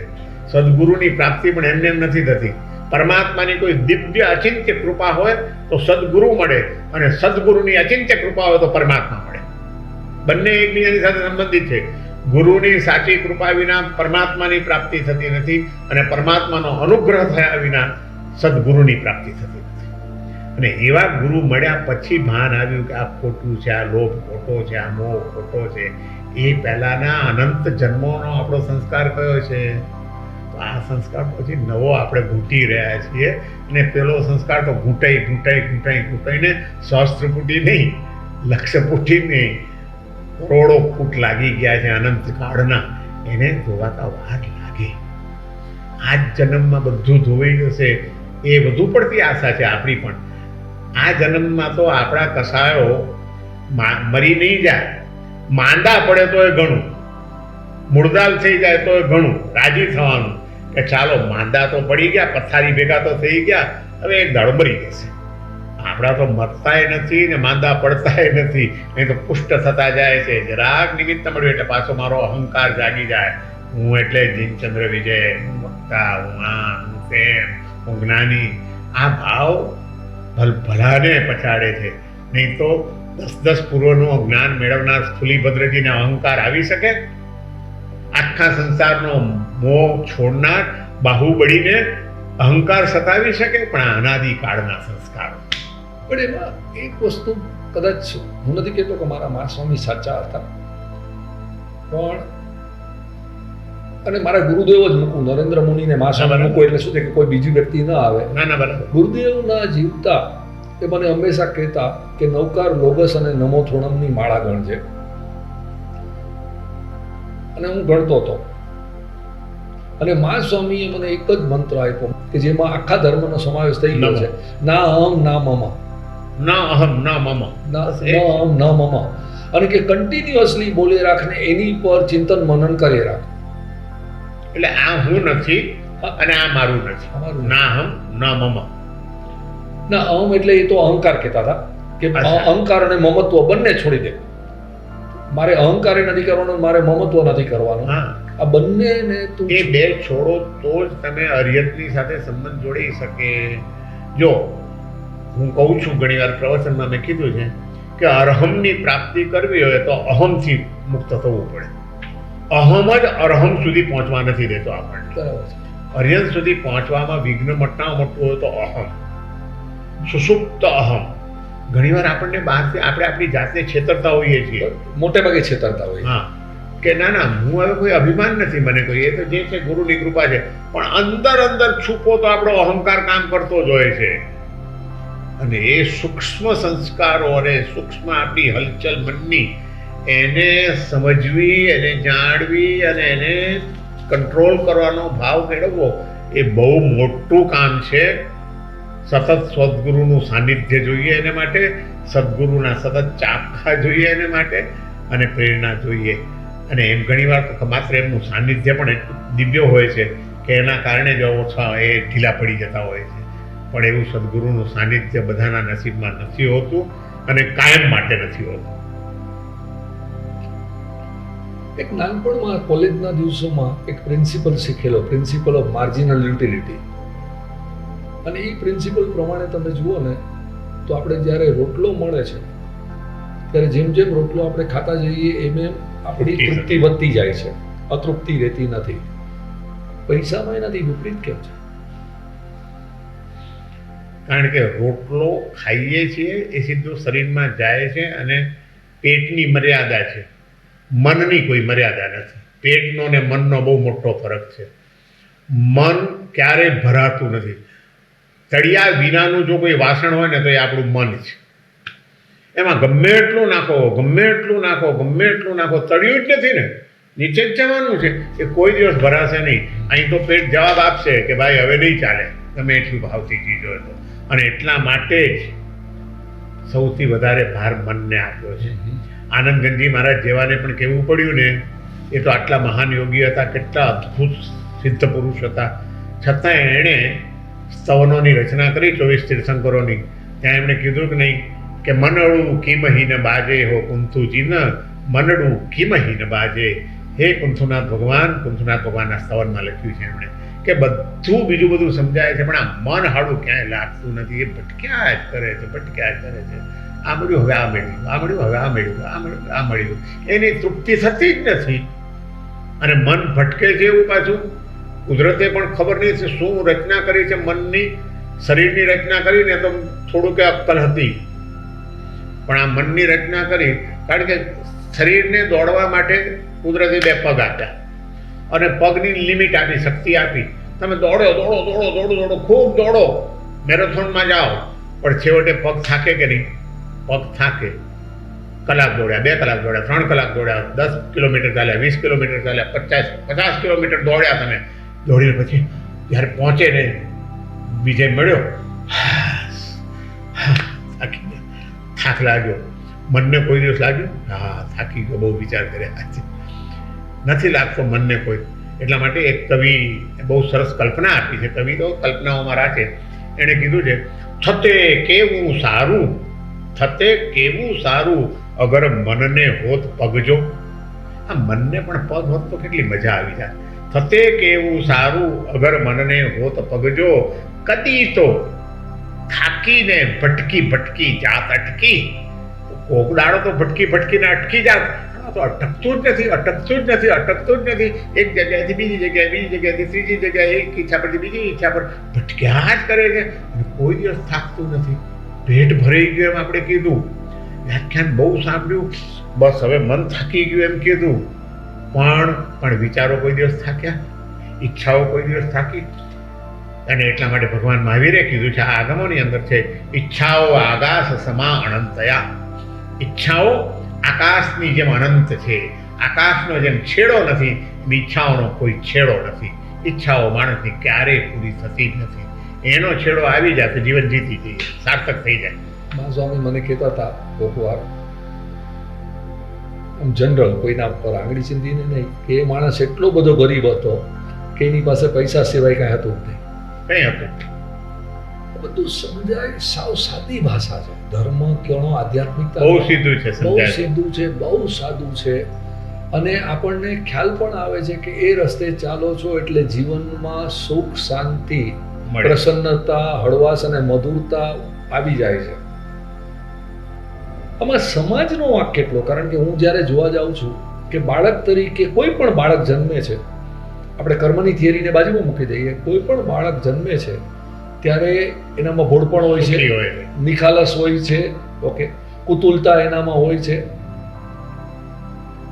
અને આપણે કહીએ ને તો એ ભગવાનનો માણસ હોય છે બાળક તરીકે. બરાબર. અને પછી આપણે સમાજ તરીકે, મા બાપ તરીકે, મિત્રો તરીકે, વડીલો તરીકે, ગુરુ ભગવંતો તરીકે એને સમાજમાં આવે છે. તો આ કરવાનું. અને પછી પાછું એક લેવલ પર આવ્યા પછી હવે આપણે એને કહીએ છીએ ભાઈ પાછો બાળક બન. એટલે એ જ આમાં સિસ્ટમમાં કે ના, એટલે પહેલા જ્યારે બાળક જન્મે છે ત્યારે એની કાંઈ જ નથી, નિર્દોષતા લઈને જ આવ્યું છે. પણ પછી વાતાવરણ, એટલા માટે આપણે ત્યાં વાતાવરણનું બહુ મહત્વ આપેલું છે કે કેવું વાતાવરણ તમને મળે છે એની ઉપર જ આધાર છે તમારો મન કેવા વળાંક લેશે. એટલે આર્ય દેશમાં જન્મ મળવો, આર્ય કુળમાં જન્મ મળવો, સંસ્કારી માતા પિતા મળવા, એ બધાનું પુણ્યનો ઉદય કેમ ગણ્યો? કારણ કે આ બધાની અસર છે તમારા જીવન ઉપર. પહેલાં તો નિર્દોષ જ હતા આપણે પણ જેમ જેમ સમાજ આવતો ગયો, સમાજના રીત રિવાજો આવતા ગયા, સમાજના લોકો મળતા ગયા, મા બાપો આપણને ઠસાવતા ગયા, એ આમ ન કરાય, આ બધું આપણા મગજ ઉપર લાદવામાં આવ્યું છે. સહજ રીતે આપણને જીવવા નથી દીધા. અને સહજ રીતે જીવવા જોઈએ તો કદાચ સમાજ ન લાદે તો અનેક જન્મના સંસ્કારો પાછા અંદરમાંથી ઉઠે છે. પહેલાં તો બુદ્ધિ જ નહોતી. નાના બાળકને ક્યાં બુદ્ધિ હતી? તો આગમાં હાથ નાખે, એને તો કંઈ ભાન જ નથી. પણ આપણે જરાક હોશિયાર થતા કે આ બુદ્ધિ આવતી ગઈ એટલે બુદ્ધિએ બધા પછી તર્કો ઉઠાવવા માંડ્યા. આમ સમાજમાં આવું ન ચાલે, તો જેવા સાથે તેવા થઈએ ને તો જ સમાજમાં રહેવાય, નહીં તો ન રહેવાય. આવું આમ ચૂપ રહીશું તો બધા મને દબાવી દેશે, અને પછી બીજા હોય કહેવા માંડ્યા પાછા. એટલે ખોટું વાતાવરણ બહુ મહત્વનો આમાં ભાગ ભજવે છે. જો યોગ્ય વાતાવરણ મળી જાય તો એ જ વ્યક્તિ જે એક સામાન્ય વ્યક્તિ બની જતી હોય છે એ જ વ્યક્તિ મહાપુરુષ પણ બની શકે છે. વજ્ર સ્વામીને શું મળ્યું હતું? ચાલો, તો 6 મહિનાના હતા ને મા બાપે આપી દીધા છે ગુરુ મહારાજને. પછી સાધ્વીજી મહારાજના ઉપાસનામાં બહેનોને સોંપવામાં આવ્યા છે, અને 11 અંગ સુધી ભણી ગયા. નો ડાઉટ પૂર્વજન્મનો કોઈ ક્ષોભક્ષમ હતો કે ઘોડિયામાં બહેનો એમને ઝુલાવે છે. સાધ્વીજી મહારાજો બોલીને સ્વાધ્યાય કરે છે 11 અંગનો, અને એ સાંભળતા સાંભળતા એમને યાદ રહી જાય છે. હવે એને વાતાવરણ 6 મહિનાના હતા ત્યારથી કયું મળ્યું? હવે એ જ વજ્ર સ્વામીને જો સંસારનું વાતાવરણ મળ્યું હોત તો જુદા થયા. આમાં વાતાવરણ સૌથી મહત્વનો ભાગ ભજવે છે, અને એટલા માટે જ કીધું છે કે હંમેશા અશુભ નિમિત્તોથી બચતા રહો, અને શુભ નિમિત્તો, શુભ વ્યક્તિઓ, શુભ વિચારો એના પડખા સેવતા. અત્યારનો જે સમય જોઈએ એમાં કોમ્પિટિશન અને કમ્પેરિઝન એ ચાલુ જ રહેવાની છે. હરીફાઈ અને સરખામણી ચાલુ જ રહેવાની છે. તો આમાંથી બચવું કેવી રીતે? આપણે આપણા મનને મનાવવું પડે. ચાલો, હરીફાઈ કરીને પણ એનો એન્ડ છે કોઈ? હરીફાઈ કરશું, તમે ગમે એટલી હરીફાઈ કરો, હું તમારી હરીફાઈ કરું, પણ જ્યાં તમારા સ્થાન ઉપર હું પહોંચીશ, તમારા લેવલ ઉપર, ત્યાં તમારાથી પણ આગળનું મને કંઈ દેખાવાનું છે કે નથી દેખાવાનું આ દુનિયામાં? પછી એની ઈચ્છા જાગશે. એટલે મેં કીધું ઈચ્છાઓનો અંત જ નથી કોઈ. અને કોમ્પિટિશન ભલે આપણે કરવા જઈએ, પણ એ કોમ્પિટિશન કર્યા પછી એ શાંતિ નથી માણસને. શાંતિ તો ઈચ્છા રહિત થવામાં છે. ઈચ્છાઓને જો તમે ઓછી કરો તો જ શાંતિ છે, કોમ્પિટિશનમાં નથી. એ વાત સમજવી પડે તમારે કે ચાલો મેં કોમ્પિટિશન કર્યું, કેવલનું હું કોમ્પિટિશન કરું કે એને આટલી ટેકનોલોજી આવડે છે, મને બી આવડવી જોઈએ, ચાલો હું બી સમજું. હું એની પાસે ઘણી વાર બેસું, હું કહું ભાઈ મને તો થોડું સમજાવ કંઈક, કેવી રીતે તું કરે છે આ બધું. પણ હું એના જેટલો હોશિયાર નથી થઈ શકવાનો, અને કદાચ બહુ મહેનત કરું થવું તો પછી એના કરતાં હોશિયાર માણસો છે કે નહીં આ દુનિયામાં? ત્યાર પછી મને આ તો ખબર પડી, મને આ લોકો શું કરે છે એ તો મને ખબર પડી જ નથી. અંત જ નથી. એના કરતાં તમારે સ્વીકારી લેવાનું કે આ વિષય મારો નથી, અને જેનો જે વિષય છે એની પાસેથી આપણે એની મદદ લઈ લેવાની. બાકી આપણી મગજ બગાડવાની ને આપણો સમય બગાડવાની જરૂર નથી. એમ જો હું સમજી લઉં તો મને કોઈ ચિંતા નથી. એટલે આખરે તો ઈચ્છાઓ દુઃખી કરે છે, અને એટલા માટે હરિભદ્ર સુરી મહારાજ, હું ફરીથી હરિભદ્ર સુરી મહારાજને યાદ કરીશ. હરિભદ્ર સુરીજી મહારાજે જીવનની સફળતાના 5 સ્ટેપ બતાડેલા છે. તમારો વિષય છે સાર્થક્ય, એટલે હું ફરીને ત્યાં આવું છું. એમણે જીવનની સફળતાના 5 સૂત્રો, 5 સ્ટેપ આપ્યા છે. મેં અહીં પર્યુષણમાં એક વખત એક ઉપર એક પ્રવચન, એમ 5 પ્રવચન મેં આપ્યા છે. કે એમણે કીધું કે જીવનની સફળતા થવા તો એમણે 5 બતાડ્યા. અધ્યાત્મમ ભાવના ધ્યાનમ સમતા વૃત્તિ સંક્ષય. કે જીવનને સફળ બનાવવું હોય તો સૌથી પહેલું પગથિયું છે અધ્યાત્મ. અધ્યાત્મ એટલે આત્માને કેન્દ્રમાં રાખીને થતું ચિંતન, આત્માને કેન્દ્રમાં રાખીને થતા વિચારો, આત્માને કેન્દ્રમાં રાખીને થતી પ્રવૃત્તિઓ. ટૂંકમાં મન, વચન, કાયાની પ્રવૃત્તિઓ એના કેન્દ્રમાં અત્યારે જડ છે. એને બદલે આત્માને કેન્દ્રમાં રાખીને, પછી એ પોતાનો આત્મા હોય, બીજા જીવોનો આત્મા હોય કે પરમાત્માનો આત્મા હોય. આત્મા શબ્દ બધે જોડાય છે. સ્વાત્મા, જીવાત્મા, પરમાત્મા, મહાત્મા, એટલે ઠેકાણે જોડાય. તો તમે એમાંના કોઈને પણ કેન્દ્રમાં રાખીને જીવનની શરૂઆત કરો, ત્યાં તમે વિકાસનું પહેલું પગથિયું ચડી ગયા. જીવન વિકાસના 5 પગથિયા એમ કરીને એમણે બતાડેલું છે એમના ગ્રંથોમાં. પછી ચાલો પહેલું પગથિયું તો ચડી ગયા, પણ અનાદિકાળના સંસ્કારો તો પાછા સતાવાના જ છે. તો આ જે વિચાર જાગ્યો, એક વખત ભાવ ખ્યાલ આવ્યો, એને સ્થિર કરવા માટે શું કરવાનું? તો કે ભાવના, અનિત્યાદિ 12 ભાવનાઓ, એનાથી હૃદયને ભાવિત કરતા રહો તમે. કે આ જો પૈસાનો લોભ મને જાગ્યો, પણ પૈસો અનિત્ય છે. આ શરીરને આમ પહેલવાન બનાવવાનો મોહ જાગ્યો, પણ શરીર પણ અનિત્ય છે, ક્ષણભંગુર છે. આ કીર્તિનો મોહ મને જાગ્યો, પણ ભલભલાની કીર્તિઓ ધોવાઈ ગઈ છે કે નહીં, એ પણ અનિત્ય છે. તો અનિત્ય છે. આને બધું હોય છતાં જ્યારે ગડપણ આવશે વૃદ્ધત્વ આવશે, મોત આવશે, ત્યારે પૈસો કામ લાગશે, મિત્રો કામ લાગશે, સ્વજનો કામ લાગશે, મારી બુદ્ધિ કામ લાગશે? ના, હું અનાથ છું. એટલે આ શરણ ભાવના. સંસાર કેટલો બધી વિચિત્રતાઓથી ભરેલો છે. અનિત્યાદી 12 ભાવનાઓનું ચિંતન. અધ્યાત્મને પહેલા પગથિયાને જો તમારે ટકી રહેવું હોય તો બીજા પગથિયાને સતત તમારે પકડીને ચાલવું જોઈએ. માણસ પહેલા પગથિયા પરથી બીજા પગથિયા પર જવા માટે પણ કઠેડો પકડી રાખે, છૂટી નહીં જવું જોઈએ પાછું. બીજું પગથિયું ભાવના. તો કે આ ભાવનાઓ સ્થિર કેમ થાય? એક વિચાર તો એકવાર ભાવના સાંભળી લીધી, મા સતીજીના પ્રવચનમાં 16 ભાવનાઓનું વિવેચન સાંભળી લીધું. ચાલો હવે એને સ્થિર કેમ થાય? તો કે અધ્યાત્મમ ભાવના ધ્યાનમ. ધ્યાનથી એને સિદ્ધ કરી શકાય. તો ત્યાં પછી પાછા આપણા જ્ઞાની પુરુષો ઊંડાણમાં ગયા પાછા કે ભાઈ ધ્યાન એટલે શું? ધ્યાનના તો 2 પ્રકાર છે, અશુભ ધ્યાન ને શુભ ધ્યાન. આર્ત ધ્યાન, રૌદ્ર ધ્યાન અશુભ ધ્યાન છે, ધર્મ ધ્યાન, શુક્લ ધ્યાન શુભ ધ્યાન છે. તો કે અશુભ ધ્યાનમાંથી બચવાનું છે ને શુભ ધ્યાનમાં જવાનું છે. તો કે શુભ ધ્યાનમાં જવાય કેવી રીતે? તો એને માટેના આલંબનો શું છે? તો એને માટેના આલંબનો પછી બતાડ્યું કે 4 પ્રકારના ધ્યાન છે પાછા: પિંડસ્થ ધ્યાન, પદસ્થ ધ્યાન, રૂપસ્થ ધ્યાન, રૂપાતીત ધ્યાન. તો એની સાધના કરો તો શુભ ભાવનાઓમાં તમે સ્થિર થઈ શકશો. નહીં તો પાછા એ ભાવનાઓને ખસી જતા વાર નહીં લાગે.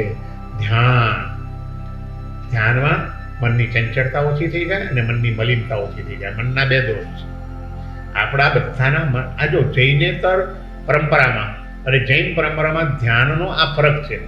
બીજે ઠેકાણે એમ બતાવ્યું કે ચિત્તની એકાગ્રતા, એનું નામ ધ્યાન. જૈન દર્શન ઊંડાણમાં ગયું. એણે કીધું ભાઈ ચિત્તની એકાગ્રતા એનું નામ ધ્યાન તમે કહેશો તો ચિત્તની એકાગ્રતા તો ભોગ ભોગવવામાં પણ આવે છે કે નહીં? 5 ઇન્દ્રિયના ભોગ સુખો ભોગવો, એમાં ચિત્ત એકાગ્ર બને છે કે નહીં તમારું? એમાં ખાલી પતંજલિ જે કહે છે મારા હિસાબે કે જ્યાં સુધી એ ચિત્તની એકાગ્રતા શુભ વસ્તુ પર નથી હોતી ત્યાં સુધી કન્ટિન્યુઅસ નથી રહેતી. એટલે આપણે જે મલિનતા શબ્દ વાપર્યો ને, હા, એટલે ત્યાં આવી જાય છે. હા, હવે આ વ્યાખ્યા પણ પાછી હજી અધૂરી છે મારી દ્રષ્ટિએ. હેમચંદ્રાચાર્ય બહુ સરસ વ્યાખ્યા આપી છે. હેમચંદ્રાચાર્ય કીધું કે ધ્યાન એટલે શું? તો કે વિશુદ્ધમ ચ યદ એકાગ્રમ તચ્ચિત ચિત્તમ તદ્ધ્યાનમ ઉત્તમમ. ચિત્તના 2 દોષ છે, ચિત્ત ચંચળ છે અને ચિત્ત મલિન છે. આ 2 દોષ છે. એ ચંચળતા ઓછી થાય, એકાગ્રતા આવે તો. મલિનતા ઓછી થાય, વિશુદ્ધિ આવે તો વિશુદ્ધ અને એકાગ્ર એવું જે ચિત્ત, એનું નામ ધ્યાન. બરાબર છે. ખાલી શુભ આલંબન નહીં. અહીં એમણે વિશુદ્ધિ માટે શુભ આલંબન કીધું, પણ એની સાથે શુભ છે ચાલો, પણ એકાગ્ર છે. આચારાંગ સૂત્ર લઈને બેઠા, પહેલા અધ્યાયનો સ્વાધ્યાય કર્યો. એમાં કોઈ મલિનતા છે? શાસ્ત્ર સ્વાધ્યાય કરીએ છીએ ત્યારે મલિનતા નથી, એટલે વિશુદ્ધિ છે. પણ એકાગ્રતા છે કે જેમ જેમ શ્લોક બદલાય તેમ તેમ મનના અધ્યવસાયો બદલાય છે. એટલા માટે 12 પ્રકારના તપમાં સ્વાધ્યાયને જુદો પાડ્યો અને ધ્યાનને જુદું પાડ્યું. 12 પ્રકારનો તપ આપણે જે બતાડ્યું ને, આભ્યંતર તપ, એમાં તમે જુઓ સ્વાધ્યાય જુદો છે અને ધ્યાન જુદું છે. જો એક જ હોત તો 2 પાડવાની જુદી શું પાડવાની જરૂર હતી? તો ત્યાં આગળ એક વિશુદ્ધિ છે પણ એકાગ્રતા નથી. અને ધ્યાનમાં એકાગ્રતા છે પણ જો વિશુદ્ધિ ન હોય તો એને શુભ ધ્યાન ન કહેવાય પાછા. એટલા માટે હેમચંદ્રાચાર્ય વ્યાખ્યા આપી, વિશુદ્ધમ ચ યદ એકાગ્રમ ચિત્તમ તદ ધ્યાનમ ઉત્તમમ. વિશુદ્ધ અને એકાગ્ર એવું જે ચિત્ત, એનું નામ ધ્યાન. આ ધ્યાન એ ભાવનાઓને સ્થિર થવા દે. વિશુદ્ધિ આવી ગઈ એટલે અશુભ ભાવ નીકળી ગયા, એટલે ભાવના શુદ્ધ થઈ ગઈ. તો અધ્યાત્મ, ભાવના, ધ્યાન. હવે ધ્યાન દ્વારા શું થાય? તો કે સમત્વ આવી જાય. સમતા, ચોથો પગથિયું બતાડ્યું, સમતા. સમતા. હવે ન રાગ ન દ્વેષ. હું બીજા, એટલે મારું નથી, મારું તો કંઈ છે જ નહીં, કે કંઈ છે જ્ઞાની પુરુષોનું છે, પણ એને આપણે શોધવું પડે, ગોતવું પડે, એમના શબ્દોમાંથી રહસ્ય કાઢવા પડે. હવે સમતા આપણે ત્યાં બહુ પ્રચલિત શબ્દ છે, પણ સમતાના 3 અર્થ કરવામાં આવેલા છે પાછા. એક સમતા એટલે ન રાગ ન દ્વેષ. બીજું સમતા એટલે સમાનતા. જેવો મારો આત્મા છે એવો જ સૌનો આત્મા છે, એનું નામ પણ સમત્વ છે. આત્મસમદર્શિત્વ. સમાન જુઓ બધા આત્માઓને સમદર્શિત છો. અને ત્રીજું સમતા એટલે સમત્વ એટલે બેલેન્સ. ના આમ ઢળે ના આમ ઢળે, પક્ષપાત નહીં કોઈ પણ ચીજનો, જે છે એનો શાંત સ્વીકાર, બસ માત્ર. તો આ સમતા એ ધ્યાન દ્વારા આવે, એ વિના નથી આવતી. સમત્વ નહીં આવે, રાગ દ્વેષની મંદતા નહીં આવે, બીજા જીવોની સાથેની ત્યાં સુધી પેલી ભાવનાઓ શુભ નહીં થઈ હોય અને ઇત્યાદિ, અને ધ્યાન નહીં લાગ્યું હોય, ચિત્તની વિશુદ્ધિ નહીં આવી હોય, તો તમે એનાથી બચી શકવાના છો? રાગ દ્વેષથી નહીં બચી શકો. એટલે અને બીજા જીવોની વિશેષતા તમે નહીં જોઈ શકો, કારણ કે તમારો અહંકાર, એમાં તો અશુભ ભાવ આવી ગયો. અહંકાર આવ્યો તો એમનામાં એક ગુણ છે, એ ગુણો નહીં જોઈ શકું મારા અહંકારના કારણે, અથવા તો મને એમની પ્રત્યે અદેખાઈ છે, દ્વેષ ભાવ છે, તો એ ગમે એટલા સારા હશે આ માણસ, તો મને એના પ્રત્યેની દ્વેષ ભાવ હોવાના કારણે એની સારપ હું સ્વીકારી શકીશ નહીં સ્વીકારી શકું. એટલે આવા બહુ જ્ઞાની પુરુષોના એક એક વાક્યમાં એટલા ઊંડા રહસ્યો પડ્યા હોય છે કે આ સમજતો. પણ સમતા આવી ગયા પછી શું થાય? હવે છેલ્લું સ્ટેપ બતાવ્યું જીવનની સફળતાનું, કે આધ્યાત્મિક વિકાસનું છેલ્લું સ્ટેપ શું છે? અધ્યાત્મમ ભાવના ધ્યાનમ સમતા વૃત્તિ સંક્ષય. હવે ઈચ્છાઓ નીકળી ગઈ, ઈચ્છા રહિત. વૃત્તિ એટલે ઈચ્છા, કોઈ ઈચ્છા જ નથી રહેતી. અને ઈચ્છા ન હોય એના જેવું સુખ બીજું કોઈ નથી. ઈચ્છા જ બધા દુઃખનું કારણ છે. મને એક ઈચ્છા જાગી, તો એ ઈચ્છા પૂરી કરવા માટે હું પ્રયત્ન કરવાનો કે નહીં કરવાનો? કરવાનો. એમાં મને એમ લાગે કે અજયભાઈ મને આડા આવે છે આ પ્રાપ્તિ કરવામાં, તો મને તમારી પ્રત્યે દ્વેષ જાગશે કે નહીં જાગે? દ્વેષ જાગવાનો જ છે. પણ મને ઈચ્છા જ ન હોય તો કોઈ દિવસ મને તમારી પ્રત્યે દ્વેષ જાગશે? કંઈ નહીં જાગે. મારા મનમાં અહંકાર જ નહીં હોય તો મને તમારી સાથે કંઈ અદેખાઈ કરવાનું મન થશે? નહીં થાય. તો ઈચ્છા રહિત થવું, કોઈ ઈચ્છા નહીં. ઈચ્છા નથી રહેતી તો પછી કોઈ કારણ જ નથી રહેતું અશાંત થવાનું. અને ત્યારે જીવન સફળ લાગે છે. હવે શાંતિ છે, પરમ શાંતિ. એટલા માટે એક કવિએ પાછું કીધું કે રાખું ના આસ કદી કોઈ પાસ, રાખું ના આસ કદી કોઈ પાસ. પછી કહો કોણ કરે નિરાશ? ઈચ્છા જ ન હોય, આશા જ ન હોય મને, તો નિરાશ કોણ કરી શકે મને? આશા રાખીએ છીએ માટે નિરાશા મળે છે. આશા જ ના રાખો, ઈચ્છા જ ના રાખો.